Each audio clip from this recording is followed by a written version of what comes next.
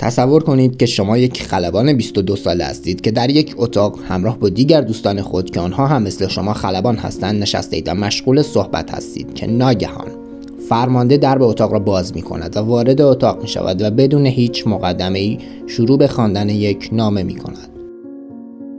نامه‌ای با این شرح: شما در مسیر آشنایی با روح ارتش امپراتوری هستید. راه خیش را در گذر از میان مرگ و زندگی پیش گیرید. با خدمت به فراخوان شریف پادشاه به عنوان کسی که خدا و کشور را گرد هم می آورد در آفرینش حیات جاودان کشور مشارکت خواهید کرد. آیا این بالاترین افتخار نیست؟ تلاش خود را بکنید. خدایان و ارواح دوستان در گذشته‌تان شما را به دقت نگاه می کنند. ضروری است حتی برای لحظه‌ای چشمان خود را نبندید. مبادا هدف را از دست بدهید. بسیاری با چشمان کاملا باز به هدف برخورد کردند. آنها به شما خواهند گفت که این کار چه لذتی داشته است. این شروع داستان کامیکازه است. کامیکازه در لغت به معنای باد الهی است و به حملات انتحاری گفته می شود که از سوی نیروی هوایی ارتش امپراتوری ژاپن علیه کشتی‌های جنگی نیروهای متفقین انجام می شد. خلبانان کامیکازه به عمد تلاش می کردند که هواپیمای خود را که با مواد منفجره و انواع بمب پر شده بودند و مخزن سوخت آنها نیز به طور کامل پر بود به کشتی‌های جنگی آمریکا بکوبند. با پیشروی ناوگان دریایی آمریکا به سمت ژاپن، نیروی دریایی ژاپن که دیگر توان مقابله با هواپیماهای بروزتر آمریکایی را نداشت، تصمیم گرفت که 250 کیلوگرم مواد منفجره را بار جنگنده‌های هوایی خود کند و برای انهدام رزمناوهای هواپیمابر آمریکایی حاضر در آبهای نزدیک ژاپن این هواپیماهای تک سرنشین را به عرشه کشتی‌ها بکوبد.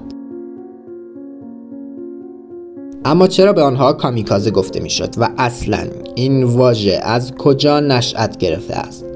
زمانی که مغول‌ها دو بار در سالهای 1274 و 1281 میلادی به جزیره‌های جنوب غربی ژاپن حمله کردند، طوفان شدیدی در گرفت و باعث شکست آنان در هر دو تهاجم شد. ترکیب کامیکازه که به معنای باد الهی است از آن زمان رواج پیدا کرد. کامیکازه یکی از رعب‌آورترین حملات ژاپن علیه ارتش آمریکا در جنگ جهانی دوم بود. کامیکازه ها رسما واحد حمله ویژه خوانده می شدند که در اقدامی از سر ناچاری برای مقابله با قدرت مقتدر دریایی نیروهای متفقین هواپیمای خود را به ناوهای دشمن می کوبیدند. در جریان جنگ جهانی دوم حدود 3860 خلبان کامیکازه در حملات انتحاری جان خود را از دست دادند و از این تعداد تنها 19% به اهداف خود اصابت کردند. هواپیماهای کامیکازه در اصل موشک‌های هدایت شونده توسط خلبانانی بودند که تنها هدف آنها نابودی ناوهای قدرتمندی بود که از طریق راه‌های معمولی قابل نابودی نبودند. رسم مرگ به جای تسلیم شدن و شرم و حقارتی که از شکست و تسلیم شدن بدون مرگ ناشی می شود، در بین نظامیان ژاپنی که خود را پیرو مرام سامورایی می دانستند قوی بود. در نهایت ایده مرگی پر افتخار در راه وارد کردن شدیدترین ضربه به دشمن کشور برای این خلبانان مقدس بود. در جنگ جهانی دوم دولت مردان ژاپن به دو دسته تقسیم شده بودند. یک دسته اعتقاد داشتند که ورود به جنگ با کشوری بزرگ و قدرتمند مانند ایالات متحده یک اشتباه بزرگ و راهبردی است. این گروه قدرت اقتصادی بزرگ و ارتش تازه نفس آمریکا را از جمله دلایل مخالفت خود اعلام کردند. گروه دوم که شامل جنگ سالاران و جنگ طلبان میشد اعتقاد داشتند که پشت کردن به قول و قراری که این کشور با آلمان نازی گذاشته بود به دور از روحیه مردانگی و سامورایی می باشد. این گروه روحیه سامورایی و جنگی سربازان ژاپن را بهانه‌ای برای شروع جنگ می دانستند. کامیکازه ها مانند موشک های کروز ضد کشتی امروزی بودند. این حمله ها اگرچه توانست تلفات و خسارات چشمگیری به آمریکایی ها وارد کند، ولی به قیمت از دست دادن تعداد زیادی خلبان و هواپیماهای جنگی ژاپن تمام شد و هزینه‌های گزافی برای آنها به دنبال داشت. اما چه کسی استراتژی کامیکازه را ابداع کرد؟ اوکامورا افسری بود که به طور رسمی تاکتیک و استراتژی حملات کامیکازه ها را برای اولین بار مطرح کرد و با توجه به نتایج معقولش به عنوان تنها استراتژی که باعث بالا رفتن هزینه نبرد آمریکا می شود این گزینه را مطرح نمود. اوکامورا در 15 ژوئن 1944 به طور رسمی طرح کامیکازه را به سرفرماندهی ارتش امپراتوری ژاپن پیشنهاد کرد. خلبانان جوان قبل از شروع به انجام عملیات انتحاری خود آخرین نامه‌ها و یادداشت‌ها را برای خانواده و عزیزان خود می‌نوشتند. یکی از این خلبانان در نامه‌ای به مادر خود نوشته: خوشحالم که میروم، اما وقتی به تو فکر میکنم به گریه میافتم. میخواهم در آغوش تو باشم و در آنجا بخوابم. حرف برای گفتن زیاد است، اما باید تمام کنم. فردا آخرین پرواز است. خدا حافظ. آیا این واقعیت دارد که خلبانان کامیکازه که اغلب بین 17 تا 24 سال سن داشتند آماده فدا کردن جان خود برای کشورشان بودند؟ 2 تن از خلبانان کامیکازه که جان سالم به در بردند و حالا سنشان از 90 سال عبور کرده پاسخشان به این سوال منفی است. اوسامو یامادا، یکی از این خلبانان که 94 سال سن دارد، گفت: من مجرد بودم و هیچ چیز مانع پیوستن من به گروه کامیکازه نبود. من واقعا میخواستم که برای دفاع از ژاپن خود را فدا کنم، ولی برای آنهایی که خانواده داشتند این موضوع فرق میکرد.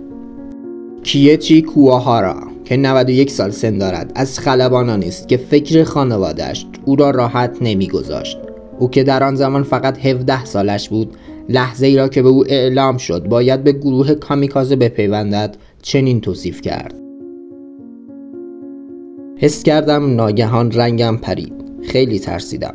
نمیخواستم بمیرم. سال قبل از آن پدرم را از دست داده بودم و تنها نانآور مادر و خواهر بزرگترم بودم.